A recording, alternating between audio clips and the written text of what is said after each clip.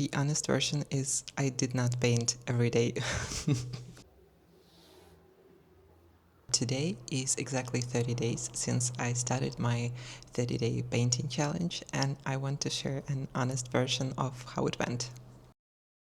I started on the 28th of February with a simple idea to paint every day for 30 days. One painting a day, no excuses. And then real life happened. Dentist appointments, grey days, errands, selling old clay stock from my ceramic studio, spending hours researching what car to buy, which if you've ever tried to find a decent used car, you know, it is a full-time job in itself. I missed days, quite a few of them actually.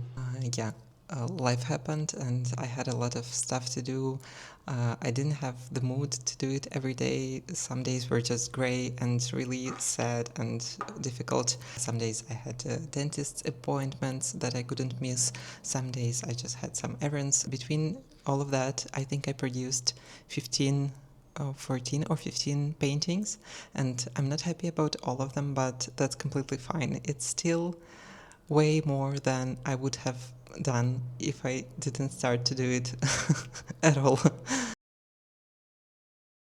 And so here is something I want to say about skipping those days and not doing it every day. I don't actually mind, because in the process I realized something, a few things actually.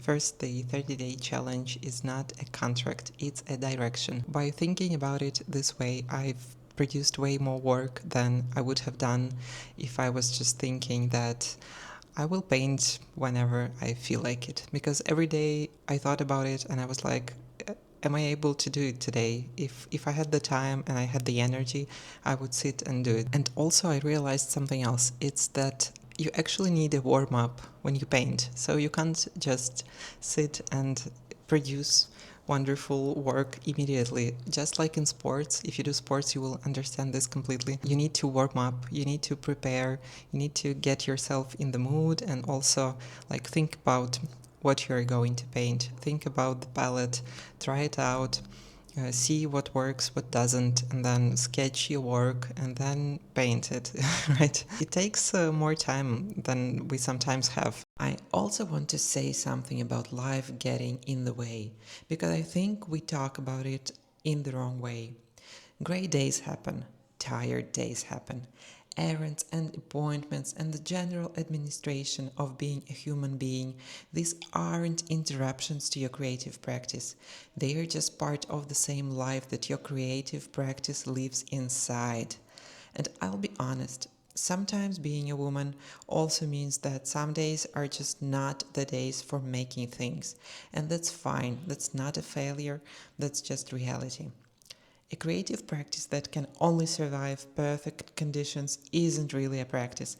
It's a hobby you do when everything is convenient and perfect. Real practice survives the inconvenient days too, even if surviving just means coming back the next day.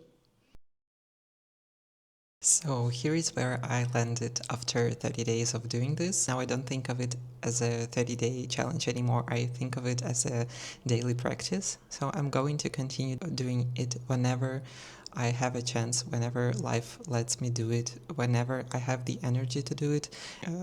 I'll just keep doing it. So I don't need the 30 days or whatever challenge. I can just do this because this is the practice. This is what being a creative person is, I guess. I can say that the challenge got me started, but the practice will keep me going. And look at what these 30 days produced.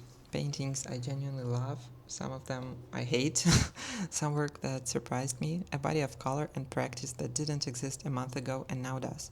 That's the win, not the streak, the paintings. A creative practice that can only survive perfect conditions isn't really a practice. It's a hobby you do when everything is convenient. Real practice survives the inconvenient days too, even if surviving just means coming back the next day.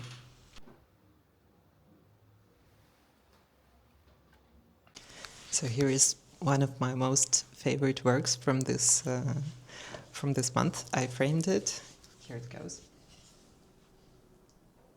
It's available in the shop, by the way. I never seriously painted with oil pastels before this. Like, I've had pastels for a long time, and I've tried to paint for pleasure some time ago, but I haven't painted with the thought of making this my new creative practice. I remember when I only started doing ceramics, because that's what I did for a long time, for those who don't know. I remember also being confused about all of the techniques and materials and looking for a distinctive style, and I guess with practice I managed to get to that point. So I know that it's quite possible if you keep doing stuff you like and just explore a lot. Then at some point you will realize that you've got to the point of some style or something that people can recognize, I guess. So I'm only beginning, of course, but somehow I'm not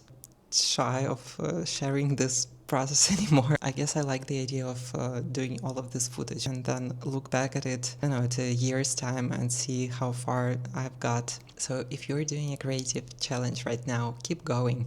If you stop and miss some days, still keep going. The goal is not the challenge. The goal is the practice and the process and everything that you learn in this process. Don't punish yourself for stopping or for making a pause. Life happens. It's always going to happen. There is always something going on and something that needs your attention.